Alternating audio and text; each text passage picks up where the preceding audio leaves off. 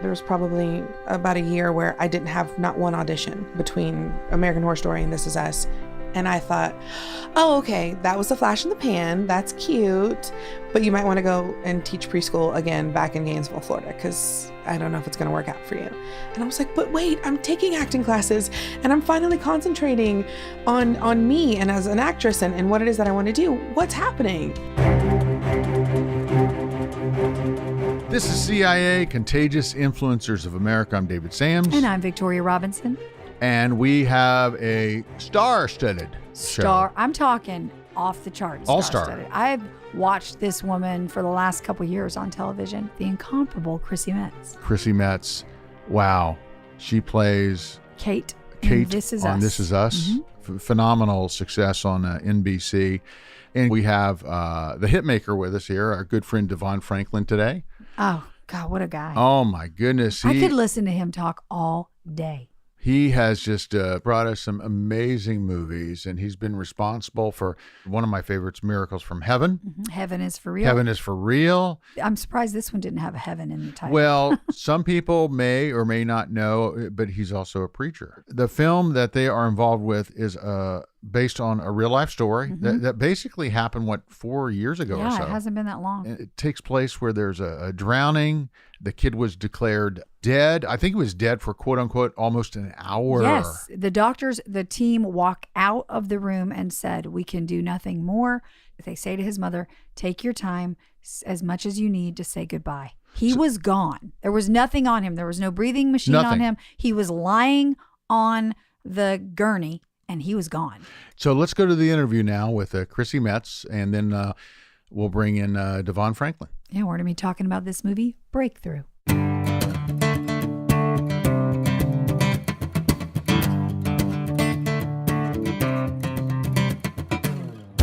Chrissy, welcome to the homestead here. Thank you. Wow. It's really nice to be here. Thank you. I love watching these videos of you where people like, oh my gosh, you came out of nowhere in a couple of years. And I was in LA for 30 years, and I know nobody comes out of nowhere. Mm-mm. I mean, you pay your dues, you're around town. And I had no idea that you were a talent agent for like almost a decade. Yeah, almost 10 years. Yeah, I became my agent's assistant because my manager was like, you're going to find out all the information you can, make sure that my clients are submitted, and learn whatever you can learn. And I was like, wait, what about me? What about my acting? Like, what? You don't believe in me? Like, what's going to happen? What if she hates me and she drops me and then I have to go back home? And so it was really kind of frightening in the beginning. And then as I realized that, you know, if I can't do what I want to do, which is pursue acting in the sense of consistently auditioning, then at least I can help other people do it. And so I became an assistant and then a junior agent, and then of course a talent agent. And I got to scout some really great talent and up and coming, you know, youth and young adults, which was really fun, but also very challenging because it's like watching your boyfriend take another woman out every day. You're like, oh, I hope you guys have fun. Oh, okay. I wish it was me. I'll have a great time, you know? So yeah, it was tricky, but I learned so much and I met so many influential people in my career that, you know, I knew it was a part of my journey in hindsight. So what did you learn during that process about yourself? I learned that I really wanted to tell stories and be an actor, because if I could go through the tumultuous ups and downs of, you know, watching other people do what I want to do and encouraging and supporting from the sidelines as a cheerleader, that, you know, if I've stuck it out this long, obviously I want to do it and for the right reasons. And I also work ethic, you know, responsibility, and also just committing to what it is that I wanted, because it doesn't always look, the picture of our career doesn't always look the way that we think it's going to look. And mine took a bit of a detour, but it really prepared me. Like, I didn't have any press training. I didn't, you know, a lot of new actors sort of are a little afraid to talk, especially on carpets or in interviews. And I was interviewing people for 9 years and really wanting to know about them, you know, depending on if I wanted to sign them or if they were ready. And so all of those things like really prepared me for when I did go and book This Is Us, and we did, you know, just carpets after carpets and questions and how to navigate all of that. So, every single thing that I went through was just imperative to where I was going. So. Chrissy, I've got a question for you. Yeah. First of all, I love your work. I Oh, love your thank work in you. This Is Us. I love the movie. I've seen it now twice, and Thank you. this movie that we're going to be talking about a lot more about. But what kept you, I love your analogy about the boyfriend. What kept you from being bitter when you were watching that going on day after day after day? And what kept you motivated to keep going? I think it was just sort of that that small voice that was like, okay, it might not be right now, but I think it's going to be. And I just loved the entertainment industry. And whether I was an audience member or an agent or an actress, I love to watch people perform. I love to see the transformation. I love to see the work ethic and the commitment that's put into it, because it's, it's not for the faint of heart at all. And then just when I was wanting to, or just when I thought I was going to give up, because I just was like, maybe I'm delusional. Maybe this is not for me. I would have a potential client come in and they're like, why aren't you on TV? You're this and you're that. And oh my, you should have your own show. I'm like, anyway. And so where's your headshot? Like distract, deflect, Right. don't even. And, every single time that I would just be down and out, I'd either get an audition, because I'd have them very, very few and far between, or somebody would say like, oh, this casting director asked about you. And I'm like, what? So there were always these sort of little clues and little reminders of like, you might Keep be doing going. this now, but there's a reason for all of it. Yeah, so I call these things little kisses from God. Oh, Just like saying, okay, you're on the right track. I know it's not easy, but I'm teaching you something in this journey, and keep going down that path. So Right. you got lots of them. That's awesome. I did, and I'm so grateful and I also was grateful that I was open and receptive to receiving them, because sometimes we're so blocked or bitter or jealous or, which is completely human. And believe me, I spent many a nights crying and wanting to, retreat and give up. But those little kisses were necessary. Yes. Yeah. One thing that, in reading your book and watching some of your previous interviews, that resonated throughout all of this was how you don't hold a grudge on past relationships. Right. I mean, forgiveness seems to be a big thing for you, so that you can move forward. Yeah. Going back to your childhood, your relationship with your biological father, your relationship with your stepfather. Tell us about that, because there's somebody listening right now who is dealing with holding that grudge that's keeping them from moving forward. Yeah, I think my grudges that I did hold were because I didn't know how to process the feelings, and I just took them so personally. And of course, they're your parents, so they're supposed to set an example. But hurt people, and I now, of course, as an adult, I realize that what they went through or what they were projecting on me had nothing to do with me. And that if I let it affect me, it's going to completely compromise the rest of my life. And I'm still working through that. Just because I wrote a book and I talk about it doesn't mean I have it all figured out, because there are times and days that something will trigger me and I will, I'm like, oh, I haven't worked through that trauma. I've really got to continue to do that. But the forgiveness was so important for me and my healing and moving forward, because, what they say is, holding a grudge or a resentment is drinking poison and expecting the other person to be ill. It's really affecting you. And so it was a process, but, it's for the greater good. And hopefully that will inspire other people to do that, because it doesn't serve you, and it's just unnecessary. I know it's difficult to get through, but it's possible. Yeah, unforgiveness is it eats us alive. And I don't think we realize that we're not punishing the other person, we're hurting ourselves. And I'm glad David brought that up, because that's a theme of what I've seen with your life as well. I came from a pretty rough childhood myself. My father was an alcoholic. He beat my mom all the time. It was a pretty rough childhood. But I was determined to be a survivor of my childhood, not a victim. You really do inspire me about that, because you're doing the same thing. You're refusing to be in that victim mentality, which so many people do. And it makes me sad for them, because they don't realize you can still change your life. I have 4 daughters. I have 5 grandchildren. I have 2 on the way. And I want to make sure they have the life I didn't get to have, unfortunately. And you're doing the same thing with your own, it looks like to me. I commend you for that. Thank you. Well, one prayer that helped me was the St. Francis prayer, which is, it's better to love than to be loved, better to understand than to be understood. And so, of course, you have to have enough for yourself. But I think that when you can empathize with what other people are going through, it's not about you. And then you can move through it, I think, in an easier way. I agree. Yeah. How has your faith helped get you through some of these difficult times? Oh, I mean, I think sometimes it's the only thing that's gotten me through, because when you're stuck in a rut and you literally are like, I don't forget about which way to go.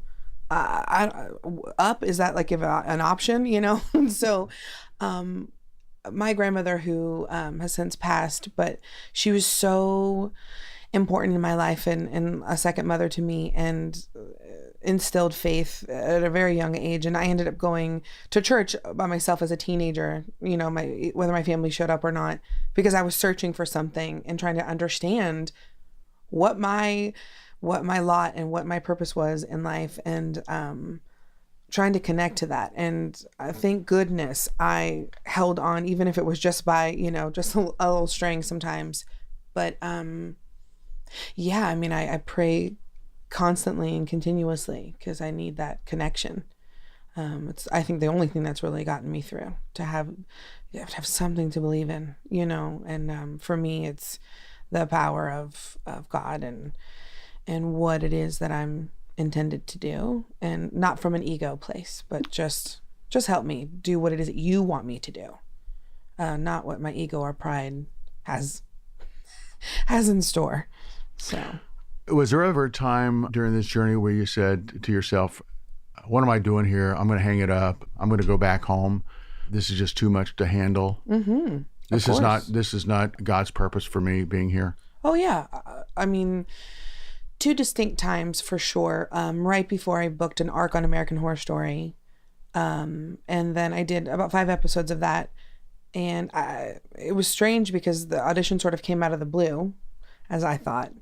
And it was my first recurring role on a show. And I got to work with Jessica Lange and Kathy Bates and Angela Bassett and Sarah Paulson and Evan Peters, and just literally a master class that I got paid to do, and, you know, learned so much. And if I didn't do that, I wouldn't have been prepared to even audition for This Is Us. So every single step was like so instrumental in the process. But there was a year after American Horror Story and before This Is Us that nothing happened. And I was working with a coworker at the agency who didn't want me to leave. He's like, I want you to pursue your dreams, but like, you're such a great agent, so I don't really want you to go. And I'm like, this is not fair. So I was like, the only way that I'm going to do it is to step out on faith. And I said, okay, I'm going to take this concentrated time and I'm just going to be an actress. Guys, that is the scariest thing ever. I was like, I'm going to be on unemployment. I've worked since I was 14 years old, so I don't know what it is to not work. And then I was like, okay, I've paid into unemployment. It's okay. And I'll just use it for the time being. And it, you know, there's a lot of guilt around that, but it was something that I needed to do. And since I was waiting, you know, and trying to audition, there was probably about a year where I didn't have not one audition between American Horror Story and This Is Us. And I thought, oh, okay, that was a flash in the pan. That's cute. But you might want to go and teach preschool again back in Gainesville, Florida, because I don't know if it's going to work out for you. And I was like, but wait, I'm taking acting classes and I'm finally concentrating on me and as an actress and what it is that I want to do. What's happening? And I called my mom and I said, Mom, I just don't know. I feel delusional. I feel silly. And she said, okay, you can either be miserable in Los Angeles pursuing your dream or miserable in Gainesville, Florida. So what do you want to do? And I was like, all right, I guess I'll stay in LA. And not a month later did I have an audition for This Is Us, and not even have enough money to get to the audition and the callback in my bank account to make it, and booked the role. So you had less than $1 in the bank account, right? Oh, yeah, for sure. Yeah. Yeah, that's all I had to my name was 81 cents. 81 cents. 81 cents. Wow. It came down to 81 cents. That's right. I had to borrow money because, the gas pump doesn't register through a credit card if you don't have $20 or more in your account. And I was like, I need money for gas to get to the audition. Well, let me see. 81 cents in LA will buy you what? 2/10 of a gallon? Yeah. Or whatever not even, I don't think. It changes so often. But yeah, so... and I hope that this will inspire and encourage people to keep going. And, I still see previous clients at different events and they are encouraged. And when they book jobs, it is so rewarding for me and fulfilling for me that they're continuing to do it because all of our stories look different, but, I say at this point in my life, through the ups and downs and ins and outs, I can see how there was a plan. Mm-hmm. It's hard when you're looking forward because you're like, why isn't this happening? Why isn't that happening? But when you look back, you think, oh my gosh, that wasn't an obstacle. That was a place where I learned something to get on to the next thing. Yeah, it was right? a lesson. Is that starting to come in the picture for you?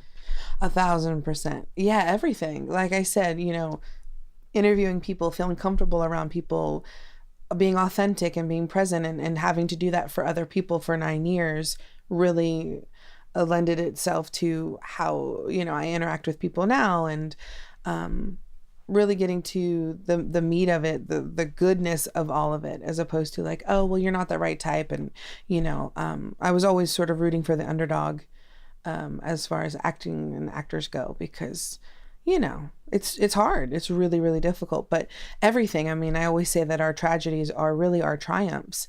And if I didn't go through a tumultuous childhood, I wouldn't have the empathy and I wouldn't be as vulnerable and I wouldn't be as uncomfortable and feeling different, and then being able to convey that through the roles that I've gratefully been cast as.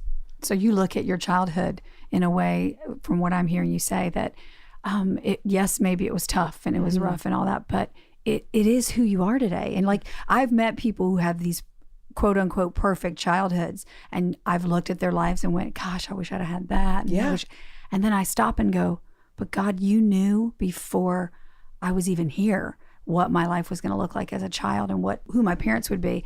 And you turn something good into it. You take what the enemy may be meant to destroy you and turn it into good. Yeah. And it's a choice. And it just sounds like that's what you've continued to do. I've studied you before I was going to see the movie and meet you.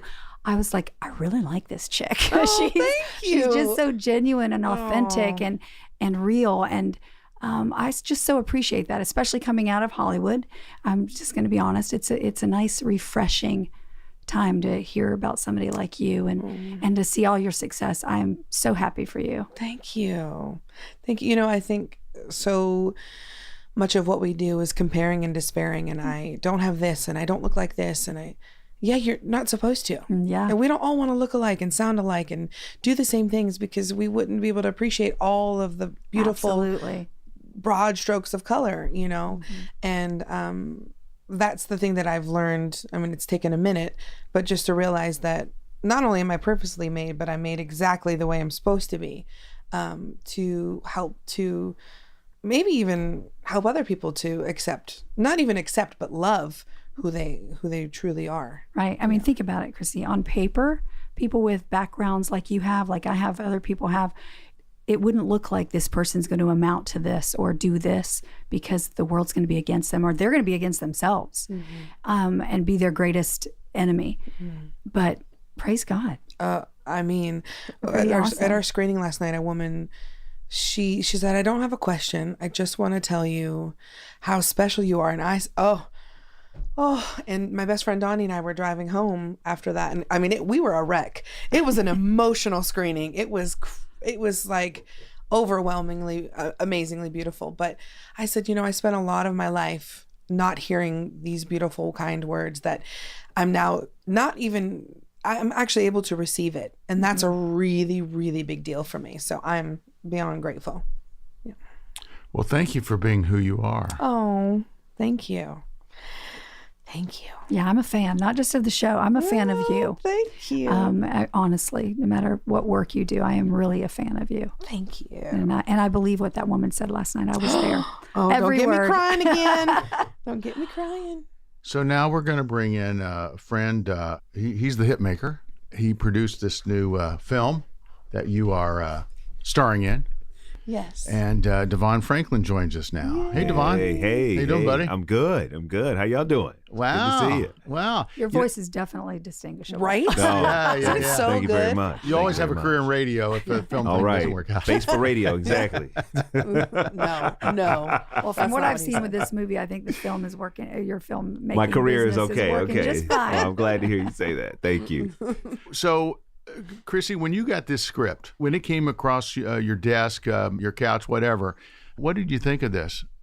Well, I knew about the story from the news prior. And I'm, a believer in miracles, and I just know how they worked in my life. And so when we had the general meeting, I was just I thought we were just gonna chat, hi, and maybe future down the line, there'll be, might be a project or something that. That's so fascinating that you didn't actually know. No, I thought it was just sort of a general meeting. Oh, man, that's amazing. Yeah, which It's is amazing, great. because Which we is were great. like, we hope she wants to meet because we need her. Yeah. No, I just thought, maybe if you were interested, and, So, my mom had a stroke about prior to the production, about a year before, and the same words that I said to my mother's doctors, Joyce said to her son John's doctors.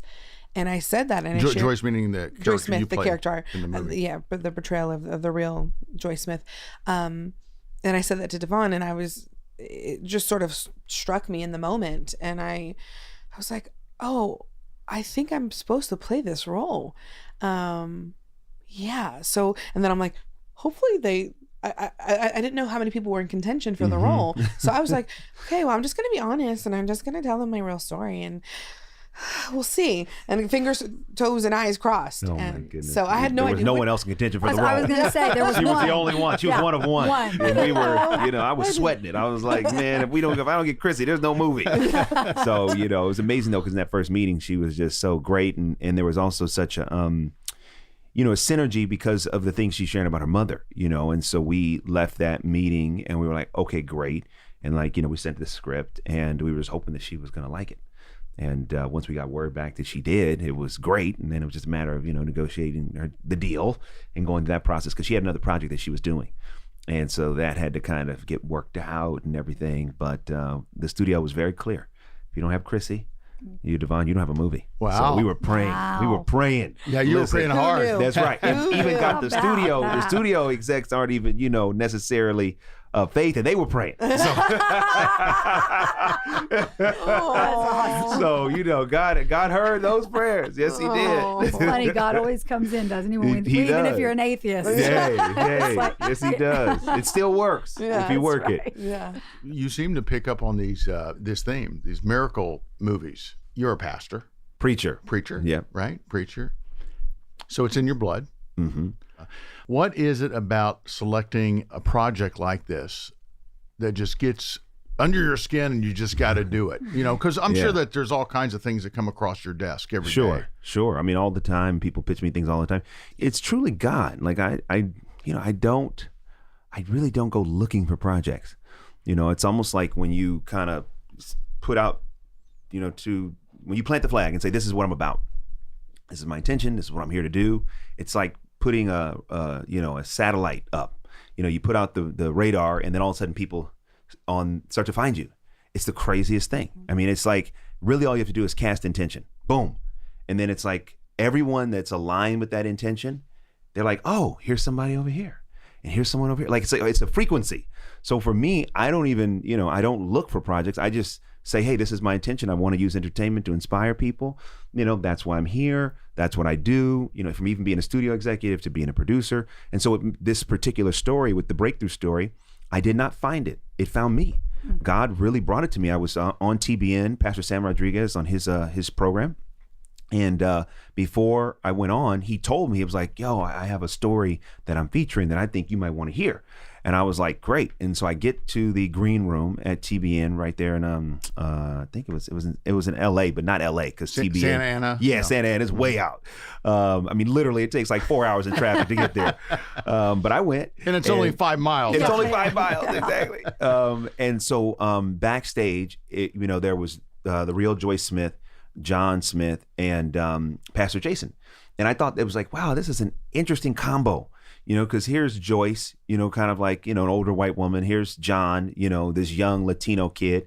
And then here's Pastor Jason, kind of this hipster pastor with the crazy haircut. And I'm like, I wonder what this is. So I didn't know what it was. But I said hello nonetheless. And then once they went on to tell their story, that's when I was listening backstage. I was like, whoa, this is crazy. John had died. He fell through a frozen lake, was dead trapped underneath the ice for 15 minutes without oxygen. They took him to the emergency room. They worked on him for another 45 minutes. They could not bring him back to life. They went to Joyce. Joyce goes in the emergency room. Instead of saying goodbye, she prays John back to life. And when I heard that, patient dead, mother prayed, patient came back to life, I was like, whoa, this is unbelievable. So they did their segment. I went on to do my segment. And then after that, I went to them and said, I think I'm supposed to help you tell your story. I'm the producer of Miracles from Heaven. And they were like, wow, we know of that movie and we'd love to talk more. And so we started talking. And that's when as I started interviewing them, I got more of the story. It was more than just, praying her son back to life. Mm-hmm. John was adopted from Guatemala when he was 6 months old. And as he got older, he always questioned why he wasn't wanted and why his skin color was different and, who was his biological mother. And Joyce would always affirm to him, you are wanted. You're different because that's what God wants. He wants to use your difference for your destiny. And she would always affirm him, but he would never really believe it. And it wasn't until this incident when he came out of it and he realized it was his mother's prayers and the support of the community that helped save his life. And he finally began to believe that he had a purpose. And once I understood that, I was like, oh, okay, got it. There's a movie there because there's a beginning, middle, and end. And the prayer was just the catalyst for that change that happened in John's life. So that's a long answer to your question, but I don't find the projects, they find me. And I just try to listen to what God wants me to do and not try to buy into doing it any other way, any other producer does it, because in Hollywood, a lot of times it's the volume business. Everybody wants more. Let me set up 25 projects, 30 projects. And for me, I don't like to do that. I like to set up what I want to make because every movie is a miracle. It takes time, it takes energy, it takes effort. I mean, Chrissy and I have been on the tour and it's rigorous, promoting and talking. And if you don't have a passion for it, I just can't do it. Mm-hmm. So I only focus on those things I have passions for. And it just so happens that they happen to be these true stories that are inspirational. That whole thing, David, reminds me of how God is the greatest networker. Yeah. And we really just have to live this life and surrender to him. He does do the rest. So you being there on that day of all days, yep, when the Smith family's there and the pastor's there and hearing their story, and now look what you've done. You've made this incredible movie. But what's also amazing is Pastor Jason told me that Pastor Sam had rescheduled their interview multiple times. That's and not that crazy. was the third time, Jesus, and man. they didn't even think it was going to happen, and it just that's amazing. it's crazy To be there in the right place at the Yes. right yeah, time. because they could have come before, and I wouldn't have been there. So I want the two of you to talk to me about the power of the story. Your story, stories that have come into your lives. I want you to really encourage somebody listening right now to share their story because their story can impact so many others, whether they're doing a movie, whether it's just their family. Mm-hmm. I want you to just reach out to them and embrace them through your story. Yeah, I mean, what I would say is for anybody listening, please, you got to get the book, This Is Me, Chrissy's book. You got to get it. I mean, it is, I'm telling you, like, if you want a story that's going to inspire you, read her book because you're hearing the voice of somebody who, listen, 81 cents in the bank account, came out to Hollywood, everyone, no one believed in her. She believed in herself. She had the faith. She put in the work as an agent. That is the most truly depressing situation where you want to be represented and you are in the position of representing other people.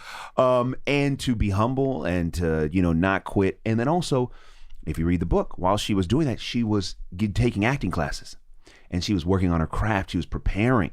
The first scene that she shot in Breakthrough was the prayer scene where she prays John back to life. And on my Instagram stories to this moment, you can go on there and see my reaction to producing that moment and what I said in that moment. And I said, what she just did, you can't do if you're not ready. So all that time, instead of being frustrated over not having an opportunity, she was preparing herself so that when, the director says action, she can get to work, and that wasn't just on the TV show, it was on the movie. So if you want an inspirational story, you're listening to The Power of Faith right now. You're hearing it. Don't just think you're listening to an actor and a producer. You're hearing faith in action, and it works. It works, but you gotta work it. If you gotta cry, keep going. If you gotta yell, keep going. If you gotta crawl, you gotta keep going. And part of keeping going is to prepare for what you're praying for. So anybody listening, like it's too often, especially people of faith, we give to God what God is trying to give back to us. Sometimes God's saying, you're putting too much on me. I gave you a mind, I gave you a brain, I gave you hand, I gave you all of this because you got to participate in this. And sometimes we want to take a passive role. And God says, no. You got to participate. So I think anyone listening, you got to pray and prepare. What are you frustrated? Any area you're frustrated, that's where you have to prepare the most. Any area you're discouraged, that's where you got to become the most determined. Why? Because it works. I'm sitting here, I've been in Hollywood for 20 years. I've always wanted to produce. It took me 18 years to produce. 18 years of showing up, serving other people, being an executive, working on everybody else's films, servicing talent, having it like one day wanting to be my own producer, but having to work for other producers and service their vision. And when it was time, God said, now it's time, go. But now everything that Chrissy said about being prepared earlier, it's so true. Once you actually get there and you start doing it, you realize every step before prepared you. I know how to handle talent. I know how to develop a script. I know how to market and publicize stories. Why? Because I've spent 18 years learning a craft and a trade and not letting my frustration get me to the place where I said, I'm done. Think about it. If I would have said I'm done, Chrissy would have said she's done, there'd be no breakthrough. There'd be no movie. The Smith story wouldn't have the right team to even tell their story. So it's so important to anybody listening to say, hey, don't quit. Don't quit. You are going to win. You're going to win. It's already written. Yeah. So why would you quit literally and the finish line is closer than you think? So that's what I would say in terms of sharing our story and what can inspire somebody to share theirs. I want to go to your church. Yes, you do. I've been going every day since we've been on this tour. I literally was saying, like, you've been my teacher. Amen. You've been teaching, and I'm more grateful than I was before. I'm like, wow, this is exciting. Yeah, it's not just the movie. No. Right? No. Yeah. No. It's never just what we think it is. Not. No, it's always bigger. It's always bigger. Always. So what about you, Chrissy? I just want you to encourage somebody listening right now that not to give up, not to throw in the towel. Hope is there. Their day is coming. Give them a little of encouragement, if you would. Yeah, I think that we tend to take things so personally that if something doesn't go our way or the way that we planned, that it's just, well, this is it. I've got to, throw in the towel. And it really, like I say, it's not what's happening to you, but for you. And if you change your perspective, you change your mind, you change your life. And you'll be so shocked, as I was, and pleasantly surprised once you make that shift, how quickly that will happen. And I think it really starts with gratitude, because there's so much we can be grateful for, even if we haven't, started our business that we want or created, whatever it is that we have dreams and aspirations about. If you start with gratitude, something really amazing happens. When you're thankful for what you have, you will receive more. And also, you can't keep anything you don't give away. So that's why being of service is really important. Not only being of service, but you learn so much, not only about yourself, but about what it is that you want to do. And then you're, of course, prepared. And I say this, but like, doctors, lawyers, they practice. Olympic athletes are training for their entire lives for maybe 2 minutes, in the sun. All of that is so important that you enjoy the journey. It's not about the destination. It really is about the journey. And it's just important to start with the gratitude, to know that we're here to be of service, and that what you're destined for is coming to you. And it's not because you're being punished. You're being taught all of these incredible lessons that are just going to bolster you in what it is that you're pursuing. So you can't give up. You just can't. And if it's placed upon your heart, it's there for a reason, for the right reason. The movie is breakthrough. I saw the first a couple of days the trailer was out. I think it got like 30 million views or something crazy. Yeah, we're at 110 million views. Wow. Yeah. So excited. That's crazy. It's exciting. I just wanted to say to you guys, not just thank you for being here, because I thank you for being here. Of course, David and I love meeting people like you guys, but I'm just honestly feeling so overwhelmed right now with you guys, just of God's goodness. I mean, he honestly loves us so much. Yeah. And he never gives up on us, so let's not give up on each other and ourselves. That's right. So I just really am feeling such an anointing in this little studio. Amen. And I think that is what is captured in the movie. You know, not giving up on each other. You know, the community didn't give up on John, and everybody, you know, stood with one another. And I think that's why the ultimate miracle happened with his recovery. And, you know, he's 18 years old, no brain damage, no lung damage, no eye damage, nothing, no evidence of what he went through because of that, you know, because of the, you know, everyone feeling like they're in this together and walking with one another, you know. And it's interesting, it made me think of, you know, Chrissy sings the lead song of the film. She does. And the song is I'm Standing With You. Is there anything you can't do? Yes. Not much. A list. There's a list. And I did discover online Chrissy and the Vapors. Yes, that's old school. That's like, you know, when you don't have a budget and you're trying to figure it out. And then when Diane Warren, legendary songwriter, is like, oh, I'm going to write a song. I'm so inspired by this scene in the movie. Oh, I want you to sing it. Who? You want who to sing it? I mean, it's my dreams on top of dreams coming true. It is so hard to even comprehend. Really, I'm like, oh, what? Yeah. And this song is amazing. It'll just make you cry. You know, it's the type of song you dedicate to somebody when you want them to know that you're with them and that you're hanging in there no matter what they go through. This is a beautiful movie. I loved the movie. Go see the movie. It's an incredible movie. Thank you. David, I'm blown away by that interview. I love these people. And I love that Chrissy did not give up on her dream by not perfecting her craft. Neither one of them. I mean, look at DeVon. I mean, he made it very clear that he did not have an opportunity for almost 2 decades to make his movies. He was out there making other people's movies. Yeah, like Chrissy was finding talent jobs for other people's talent when she wanted to be out there doing the same jobs. And that, I think, is one of the lessons in this interview today, David, is never give up. No matter how bad it looks, pick yourself up. If God put a desire in your heart, he's going to fulfill it. There are so many people with dreams. There are so many people that feel as though they don't matter. Yeah, and there's so many people with dreams who have dream stealers around them. Exactly. And then they buy into that lie. Instead of believing who God says they are and what his plan is, they start listening to the negative of what other people say who they are and that they'll never amount to anything. And if you get sucked into that stuff, you're going to lose. You've got to keep your eyes focused on who God says we are. And we've got to believe that we are wonderfully made and we have a purpose and a plan for our life. Like they were talking about, walk through it. Just walk through that plan. Just stick with the plan, even when the plan doesn't look like it's working. Because I think you said in the interview, David, you asked them about how you don't realize all these things that are happening, these bumps in the road or these tragedies or whatever they are, all bring you to where you are. And you can look back and see the lesson once you get there. But look, they're going to have more lessons to learn. We're all going to have more lessons to learn until the day we die. But let's not forget where we came from, where we're at, so that when we go through those trials and tribulations, we can remember, all right, I know I'm in this valley, but God's going to bring me out. He always brings me out, and there'll be a lesson to learn while I'm in it. Many times, a roadblock, a detour, you know, when we're facing them head on, that sign, we get angry. Right. It's like, no, I do not want to drive around that. I do not want to take that detour.